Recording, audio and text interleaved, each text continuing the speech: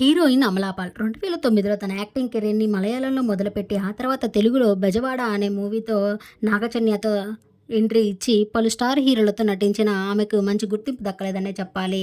అయితే తెలుగులోనే కాకుండా కన్నడ, మలయాళం, తమిళ్ పలు భాషల్లో నటించిన మంచి గుర్తింపు పొందారు ఆ తర్వాత. ఇక తన పర్సనల్ లైఫ్‌కి వస్తే 2014లో విజయన్ అనే వ్యక్తిని ప్రేమించి పెళ్లి చేసుకున్నారు అమలాపాల్.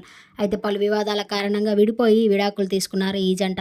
ఆ తర్వాత నుండి కొంతకాలం ఒంటరిగా జీవిస్తూనే రిసార్ట్ మేనేజర్ అయిన జగద్దీశ్ అనే వ్యక్తితో ప్రేమలో పడి పెళ్లికి చేసుకున్నారు. అయితే ఆమె పెళ్లికి ముందే ప్రెగ్నెంట్ అయింది. లాస్ట్ ఇయర్ వీళ్ళ పెళ్లి గోవాలో ఆర్భాటం లేకుండా జరిగిందనే చెప్పాలి.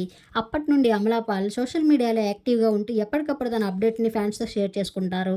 రీసెంట్‌గా బేబీ బంప్‌తో కొన్ని ఫోటోస్‌ని కూడా షేర్ చేసుకుంటూ, తన ప్రెగ్నెంట్ జర్నీ ఎంజాయ్ చేస్తున్న కొన్ని మూమెంట్స్‌ని కూడా ఫ్యాన్స్‌తో షేర్ చేసుకున్నారు.